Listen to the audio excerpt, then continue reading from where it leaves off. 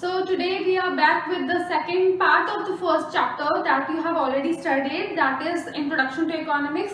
Now we are going to start with the next part of the chapter, that is statistics. So basically in order to understand statistics we need to understand actually what data is. You must have heard the term data. आप लोगों ने सुना होगा ना कि data एक term use होती है आपकी डे टू डे लैंग्वेज में, ठीक है। अब वो डेटा बेसिकली है क्या, हमें समझना पड़ेगा। वो डेटा है कोई भी information, not necessarily numerical information, but कोई भी information which is expressed in numbers, which is expressed in terms, which is expressed in pictures, which is expressed in your videos, which is expressed in sentences, वो सारी की सारी चीजें जो है वो आपकी डेटा है, ठीक है। बट अगर हम डेटा और स्टैटिस्टिक्स को सेपरेट करें, हम अंडरस्टैंड करें कि इन दोनों में डिफरेंस है क्या, तो वो डिफरेंस हम कैसे अंडरस्टैंड करेंगे।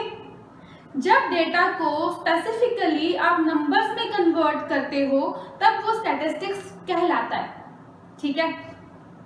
कोई भी चीज उठा लीजिए, मेरे पास इतनी पिक्चर्स हैं, मान लो 1000 पिक्चर्स हैं, ये मेरा डेटा है, ठीक है। अगर मैं उसको न्यूमेरिकली एक्सप्रेस कर रही हूँ कि that I have 1000 pictures in my pool, ठीक है, in my data, that is a statistical number, ठीक है। तो आप डेटा को क्वांटिफाई कर रहे हो, ठीक है, that is your statistics. See, statistics is a pool of information which is called as data, which is expressed in numbers, ठीक है, which is ultimately called statistics. So basically, statistical information may be a raw information. अब raw information मतलब जिसको हमने classify नहीं किया, जिसको हमने सेग्रीगेट नहीं किया, जो एक ही तरह से इकट्ठे होके एक पूल में बैठा हुआ है, ठीक है, एक इंफॉर्मेशन जिसको हम सेपरेट नहीं कर पा रहे हैं। मान लो कि हमने कह दिया कि इस कंट्री में 130 करोड़ भारतीय हैं, ठीक है, बट क्या हम उनको अगर सेपरेट करें तो वो 130 करोड़ भारतीय ही कहलाएंगे तो ऑब्वियसली, बट अगर हम उनकी एथनिसिटी पे, उनके रिलीजन पे, उनके स्टेट वाइज अगर उन्हें डिवाइड कर दें, उनको अलग अलग कंटेनर्स में डाल दें, ठीक है, कि ये लोग इतने लोग हैं, ये पंजाब रीजन से हैं, इतने लोग हैं ये हरियाणा रीजन से हैं, ये इतने लोग हैं ये दिल्ली से हैं, ये तेलंगाना से हैं, ये हैं आंध्र प्रदेश से, तो हमने सब लोगों को डिवाइड कर दिया, ठीक है, वो हो गई उनकी क्लासिफिकेशन, ठीक है। तो यहाँ पे हमने क्या किया, इंफॉर्मेशन रॉ फॉर्म में थी, हमने उसको न्यूमेरिकल टर्म्स में एक्सप्रेस किया जो स्टैटिस्टिक्स कहलाया। अगर हम उसे न्यूमेरिकल फॉर्म में ट्रांसफर नहीं कर रहे हैं, कन्वर्ट नहीं कर रहे हैं, then it is only data, ठीक है। अब हमने कन्वर्ट कर दिया तो अब हमने उसको फर्दर क्लासिफाई कर दिया, जैसे मैंने एग्जांपल लिया इंडिया की पॉपुलेशन का, ठीक है। Next is tabulated. Tabulated meaning जब भी हम किसी इंफॉर्मेशन को क्लासिफाई करने के बाद किसी फॉर्म में एडजस्ट करते हैं, मान लो कि अगर मैं किसी भी इंफॉर्मेशन को टेबल की फॉर्म में एक्सप्रेस करूं, ठीक है, या मैं उसको बार ग्राफ्स की फॉर्म में एक्सप्रेस करूं, पाई चार्ट्स की फॉर्म में एक्सप्रेस करूं, जैसे मान लो 30% of the Indian population is from the state of Maharashtra, just assume, ठीक है, तो वहां पे मैंने 30% एरिया को पाई चार्ट में मार्क कर दिया, ठीक है, और उसे ऑरेंज कलर से शेड कर दिया। अब मैं कह रही हूँ कि 15% of the population is from Karnataka, ठीक है, तो मैंने 15% ऑफ पॉपुलेशन को पाई चार्ट में मार्क कर दिया, उसको मैंने ग्रीन कलर से डिनोट कर दिया। पाई चार्ट क्या होता है basically, this is your pie chart, जिसमें मैं अलग अलग सेगमेंट्स बना रही हूँ, ठीक है। एक होता है टेबल, जिसमें मैं टाइटल देके डिवाइड कर रही हूँ, उसमें मैं आपको सेट करके दिखा रही हूँ, हम लेटर ऑन पढ़ेंगे, ठीक है। और आपके जो बार ग्राफ्स होते हैं, ये कोई भी सिंपल ग्राफ्स होते हैं, वो इस फॉर्म में एक्सप्रेस होते हैं, ठीक है, ये आपके ग्राफ्स हो गए।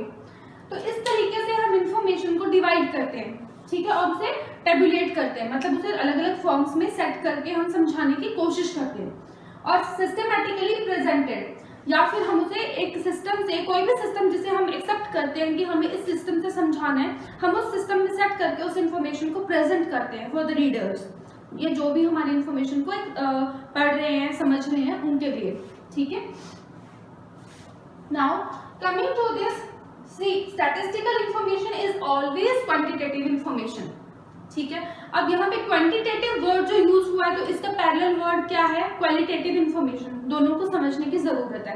Quantitative information is that information which is expressed in numbers, ठीक है। जो बहुत ही ऑब्जेक्टिव होती है, जिसमें आगे किंतु परंतु कुछ नहीं होता, which is clearly expressed in numbers. मतलब अगर मेरे किसी टेस्ट में 10 में से नंबर लग रहे हैं, मेरे मान लो 6 नंबर है, 6 is a clear information, objective information, ठीक है।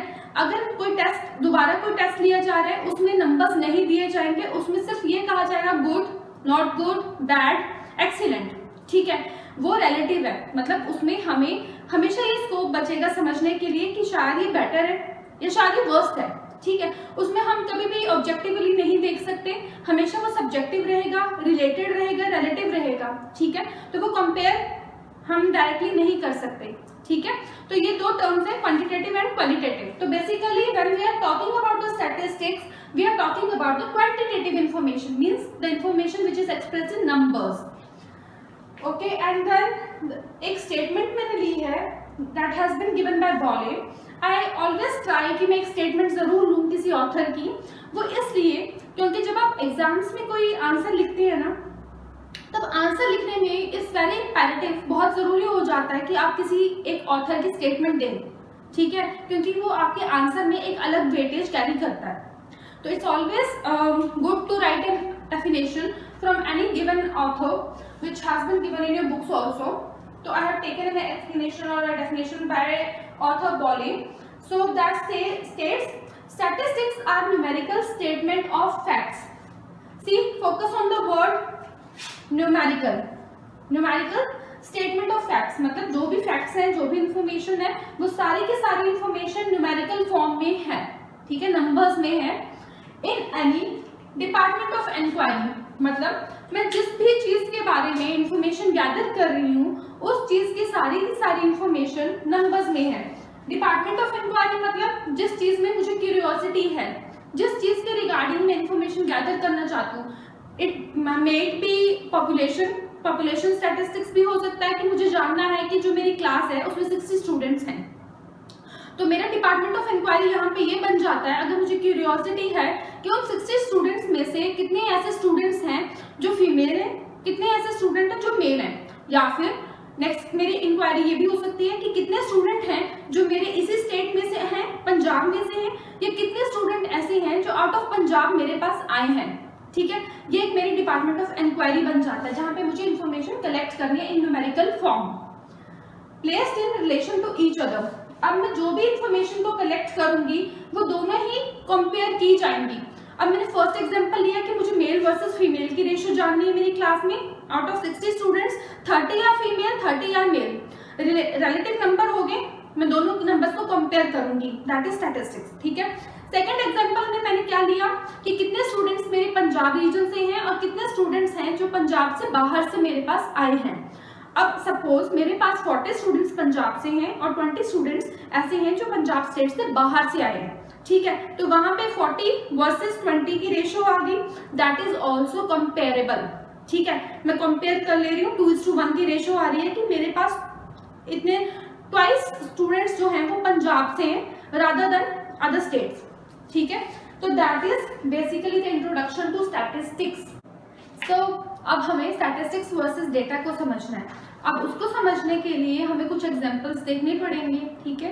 तो डेटा वर्सेस स्टैटिस्टिक्स का हम एग्जांपल लेते हैं। A cycle has 2 wheels, Vijay has a pocket money of ₹1000 per month, मतलब विजय की जो पॉकेट मनी है that is restricted to only 1000, ना उससे कम ना उससे ज्यादा। अब स्टैटिस्टिक्स के एग्जांपल देखिए। First example that is average height of 30 students of class 11th is 5 feet 6 inches। अब यहाँ पे ये स्टैटिस्टिक्स में कैसे कन्वर्ट हो गया डेटा, आपको समझाती हूँ। एवरेज हाइट मतलब 30 स्टूडेंट्स की मैंने एवरेज हाइट कैलकुलेट की, उसकी मैंने एवरेज निकाली, जो एवरेज निकल कर आई वो है 5 feet 6 inches, ठीक है। मतलब मैंने जो डेटा था उसको कंपेयर किया, उसको मॉडिफाई किया, then that became statistics. Second example आप लीजिए, birth rate of a girl child is 816 compare to the birth rate of a male child which is 1000। मतलब यहाँ पे दो नंबर हैं, दोनों के बीच में कंपैरिजन हो रहा है। कितनी बर्थ रेट है गर्ल चाइल्ड की इंडिया में? 816 वर्सेस 1000 फॉर बॉयज का बर्थ रेट जो है, ठीक है। दैट जब कंपैरिजन आ गया इस केस में तो ये बन गया स्टैटिस्टिक्स, ठीक है। अभी सिर्फ नंबर नहीं रहा। See all statistics are data but all data are not statistics. ठीक है, मतलब जो भी हमारा स्टैटिस्टिक्स है सारा का सारा डेटा है, ये हमारा डेटा है। ठीक है, दिस इज कॉल्ड डेटा।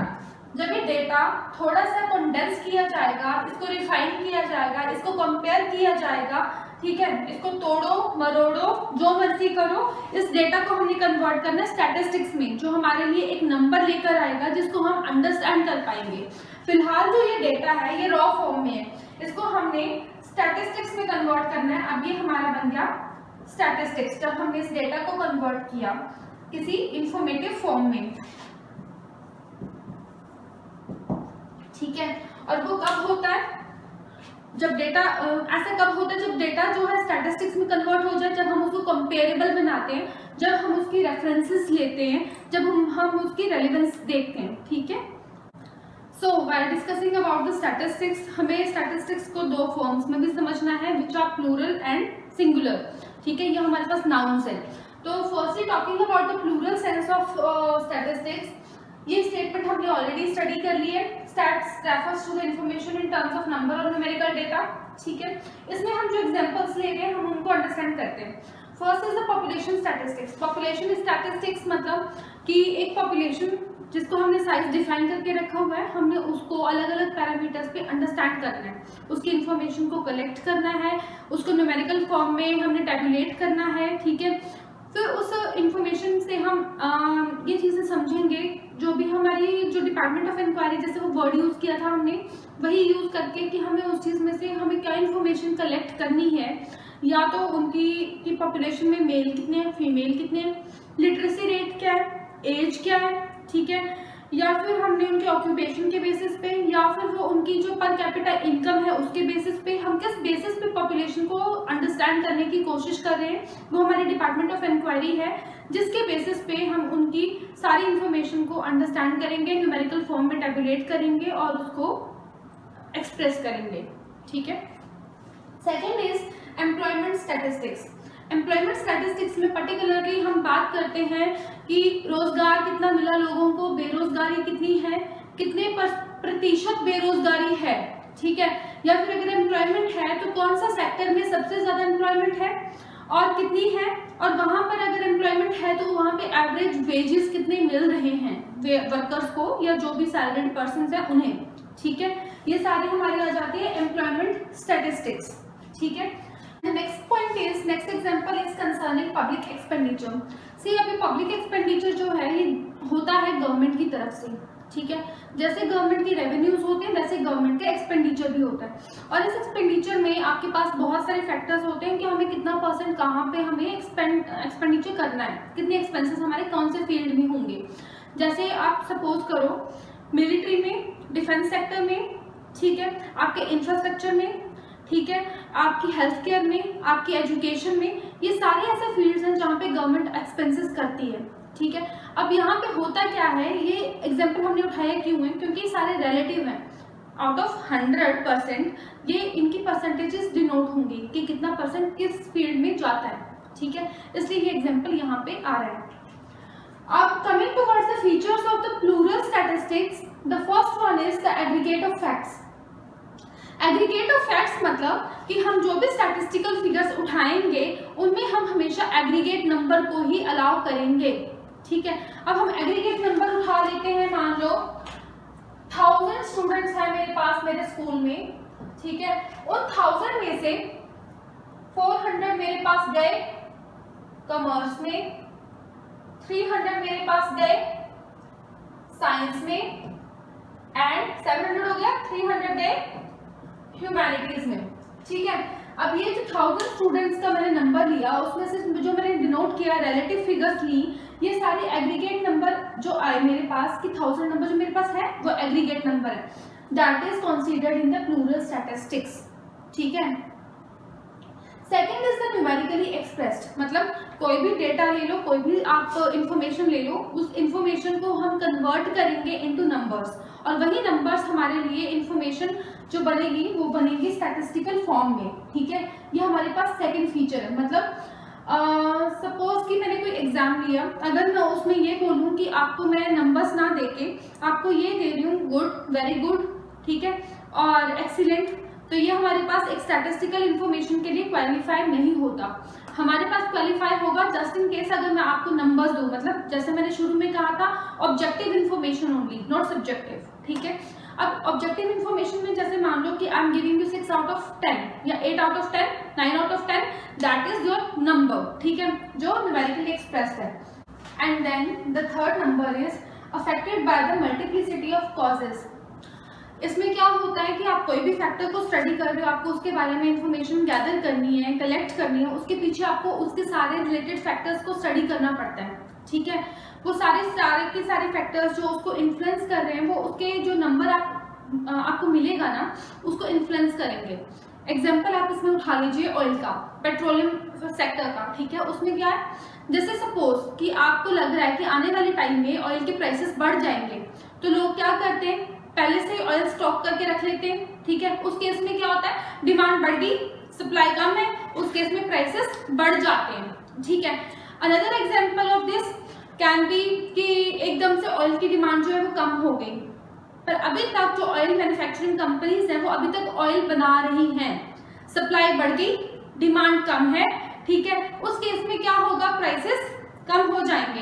पर हमारा यहाँ पे फोकस है इन नंबर्स पे कि ऑयल की डिमांड कितनी बढ़ रही है या कितनी कम हो रही है रिलेटिव टू द कॉजेज। जो हमारे कॉजेज हैं कि हमारे पास क्या क्या कॉजेज हैं जिसकी वजह से ऑयल के प्राइसेस बढ़ सकते हैं या कम हो सकते हैं, ठीक है। वो फियर फैक्टर भी हो सकता है, एक्चुअल फैक्टर्स भी हो सकते हैं, वो सारे कंसीडर किए जाएंगे यहाँ पे।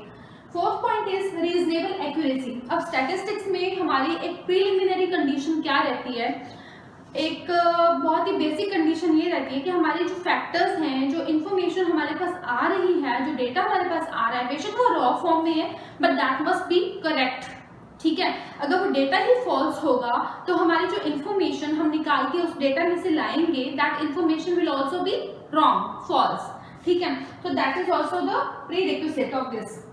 Fifth point is placed in relation to each other, मतलब relative to each other.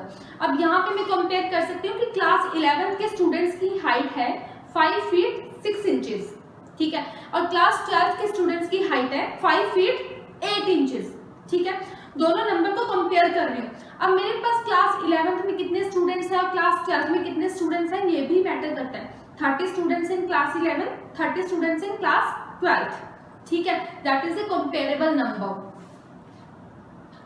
Point 6 is pre determined purpose. जैसे मैंने कहा, मैंने एक वर्ड यूज किया था आपको जब मैंने डेफिनेशन दी थी बाय बॉले, उसमें क्या था कि in any relative field of inquiry, मतलब आपको फील्ड ऑफ इंक्वायरी अपना डिसाइड करोगे कि किस चीज के लिए आपको इन्फॉर्मेशन गैदर करनी है, कलेक्ट करनी है, तब जाकर आप उस चीज की इन्फॉर्मेशन कलेक्ट करना शुरू करोगे, ठीक है। अब वही चीज यहाँ पे है प्री डिटरमिन्ड पर्पस, मतलब अगर मैं बोलूँ कि मुझे इन्फॉर्मेशन कलेक्ट करनी है बट मेरे पास कोई प्रॉपर सब्जेक्ट मैटर ही नहीं है कि मुझे इन्फॉर्मेशन किस चीज पर कलेक्ट करनी है, तो मैं क्या कलेक्ट करूंगी, कैसे कलेक्ट करूंगी, I will not be having any information with me, okay. तो उसके लिए मुझे पहले ये डिफाइन करना पड़ेगा कि मुझे इन्फॉर्मेशन क्या कलेक्ट करनी है। जैसे सपोज मैं क्लास 11 के बच्चों की हाइट के बारे में बात कर रही हूँ, ठीक है। अब मैं बोलूँ कि मुझे क्लास 12 के बच्चों का वेट कैलकुलेट करना है, जो एवरेज वेट है, पर ये दोनों नंबर कंपेरेबल नहीं है, तो ये हमारे स्टैटिस्टिकल टेबुलेशन में नहीं आ सकता, ठीक है। एक की हाइट एक का वेट कंपेयर नहीं हो सकता, दोनों चीजें एक जैसी होनी चाहिए, ठीक है, सिमिलर होनी चाहिए। और इनका पर्पस भी मुझे क्लियर होना चाहिए शुरू में कि मुझे इंफॉर्मेशन अगर कलेक्ट करनी है तो क्या, ठीक है। 7th पॉइंट इज एन्यूमरेटेड और एस्टिमेटेड। एन्यूमरेटेड मतलब जब मुझे एक एक पॉइंट की इंफॉर्मेशन मिलेगी। सपोज मेरी क्लास में 30 स्टूडेंट्स हैं, मुझे 30 स्टूडेंट्स के इकोनॉमिक्स में कितने मार्क्स आए टेस्ट में वो सब पता है, I am taking count of every students marks, ठीक है।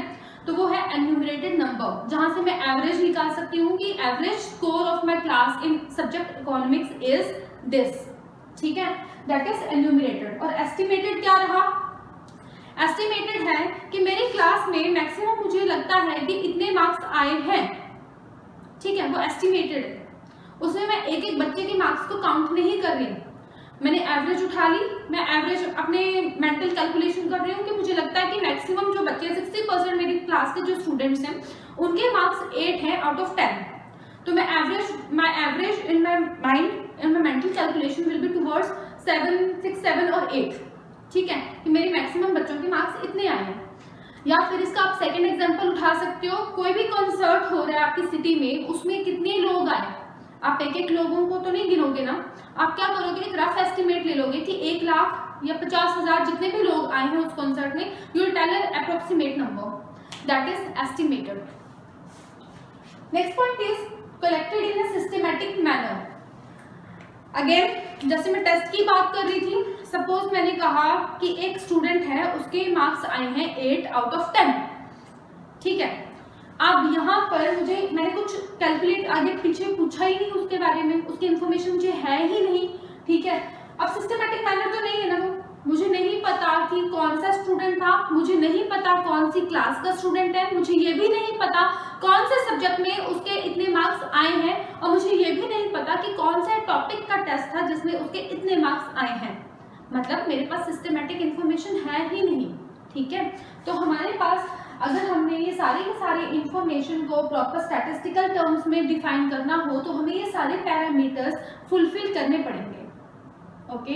And so in order to understand singular noun, कि हमारे स्टैटिस्टिक्स में सिंगुलर नाउन को हम कैसे समझें, which means a science of statistics और statistical methods। बेसिकली हम जब सिंगुलर नाउन की बात करते हैं तो हम मेथड्स या टेक्निक्स को अंडरस्टैंड करने की कोशिश करते हैं कि जो भी हम स्टैटिस्टिकल इन्फॉर्मेशन कलेक्ट कर रहे हैं उसको कैसे हम प्रेजेंट करेंगे, उसको एनालाइज कैसे करेंगे, इंटरप्रेट कैसे करेंगे, मतलब उसकी सिग्निफिकेंस है क्या, ठीक है। तो basically definition, going by definition given by Croxton and Cowden, that states the stats may be defined as collection, मतलब हमने इंफॉर्मेशन को गैदर किया, कलेक्ट किया, presentation, analysis and interpretation of numerical data, ठीक है। अब हम इस चीज को ऐसे अंडरस्टैंड करते हैं। And the next point is stages, ठीक है। Stages are basically the techniques जो हमें स्टडी करनी है in singular form of statistics. First stage is the collection of data, ठीक है। उसमें क्या होता है, हम कौन सी टेक्निक्स यूज करते हैं, या तो सेंसस करेंगे या फिर सैंपल पॉपुलेशन चेक करेंगे। उसमें सेंसस में क्या होता है कि आपको जो इन्फॉर्मेशन कलेक्ट करनी है वो आपको हर घर से करनी है, मतलब हर इंडिविजुअल की इन्फॉर्मेशन आपको कलेक्ट करनी है। और जो सैंपल होता है उसमें क्या होता है कि आप एक पॉपुलेशन साइज जो है वो पहले से डिसाइड करके रखोगे, ठीक है। और उसमें क्या होगा कि आप कोई भी डिस्ट्रिक्ट है किसी भी स्टेट का, उसमें कोई पॉपुलेशन साइज को आप डिनोट कर दोगे कि हमें पॉपुलेशन यहाँ से चूज करनी है। उसमें आप सैंपल कुछ लोगों को चूज करोगे, उनमें से आप इन्फॉर्मेशन कलेक्ट करोगे, that is the sample population collection, ठीक है। Second stage is organisation of data. Organisation में बेसिकली आपके पास दो मेथड है, first is the array of data and second is tally bars. Array of data में आप क्या करते हो, जो भी इंफॉर्मेशन आपने कलेक्ट की उसको आप या तो रोज में लिखोगे या कॉलम्स में डालोगे, ठीक है। इन दो तरीकों से आप इंफॉर्मेशन को टेबल की फॉर्म में डिनोट करते हो। एंड टेली बार्स क्या होते हैं, जैसे मान लो कि आपको किसी भी इंफॉर्मेशन कलेक्शन जो आपने की है उसमें किसी एक पर्टिकुलर नंबर की फ्रीक्वेंसी चेक करनी है कि ये चीज कितनी बार रिपीट हो रही है, कितनी बार अकरेंस है इस चीज की, तो उसमें आप टेली बार का मेथड यूज करते हो, ठीक है। जैसे सपोज कि मैंने 50 लोगों की पॉपुलेशन सैंपल साइज चूज किया, उसमें मुझे चेक करना था कि कितने लोगों के पास बाइक है, कितने लोगों के पास कार है। तो मैंने उसमें जो मुझे इंफॉर्मेशन मिली उसमें 12 लोगों के पास बाइक है और 8 लोगों के पास कार है। तो अब जो 12 लोग जिनके पास बाइक है उसको मैं कैसे डिनोट करूंगी, आपने मैथ्स में जरूर पढ़ा होगा ये पहले, 5 and 2, this is 12 people are having bike and 6 people are having car. This is how we denote it, okay. And the third stage is presentation of data. अब हम डेटा को टेबल्स की फॉर्म में, ग्राफ की form में या diagram की form में रिप्रेजेंट करेंगे, ठीक है। उसको हम कहते हैं presentation of data. And next stage is, fourth stage is analysis. अब हम एनालाइज करेंगे जो भी हमने इंफॉर्मेशन कलेक्ट की है उसको, पर एनालाइज करेंगे कैसे, जब तक हम उसको कंपेयर नहीं करेंगे, ठीक है। अब कंपैरिजन कैसे हो सकता है, या तो वो हो सकता है परसेंटेजेस की फॉर्म में, कितने परसेंट लोग ये काम करते हैं, कितने परसेंटेज लोग वो काम करते हैं, एवरेजेस में, कितनी एवरेज लोग ये कर रहे हैं, कितना एवरेज लोग वो कर रहे हैं, ठीक है। अलग अलग हमने एक्स वाई में डिस्ट्रीब्यूट कर दी पॉपुलेशन। और कोरिलेशन, कोरिलेशन खैर आप नेक्स्ट चैप्टर्स में पढ़ोगे, we will study thoroughly then, ठीक है। कोरिलेशन में बेसिकली वेरिएबल्स होते हैं जिनकी कंट्रीब्यूशन हम चेक करते हैं, ठीक है। This is a kind of statement, a linear statement. And the next point is interpretation. Interpretation में लास्टली हम मैग्नीट्यूड ऑफ परसेंटेज चेक करते हैं कि कितनी प्रतिशत ये चीज बढ़ी है या कितना प्रतिशत ये चीज कम हुई है, ठीक है। पहले अगर ये चीज 55% थी तो अब ये चीज बढ़कर 79% हो गई है, कितना परसेंटेज इनमें डिफरेंस आया है, that is the magnitude of percentage. या फिर हम उसको चेक करते हैं डिग्री ऑफ रिलेशनशिप में कि कौन से ऐसे फैक्टर्स हैं जिसकी वजह से हमारी डिमांड कम हुई, कौन से ऐसे फैक्टर्स हैं जिनकी वजह से हमारी डिमांड बढ़ गई। अब जो वो फैक्टर्स हैं उनके बीच में रिलेशनशिप कितना स्ट्रांग है, कितनी स्ट्रांगली वो एक दूसरे को इन्फ्लुएंस करते हैं, कितना स्ट्रांगली वो हमारे रिजल्टेंट पे इफेक्ट डाल रहे हैं, जो हम इंफॉर्मेशन कलेक्ट कर रहे हैं डिमांड की उस पर कितना इफेक्ट उन फैक्टर्स का पड़ रहा है, ये सारा हो गया magnitude of their relationship with factors, ठीक है। So this was the second part of the chapter, Introduction to Statistics. Soon we will come up with the third part of the chapter. Till then, take good care of yourself and please hit like and subscribe to this channel if you like the lecture. Thank you so much.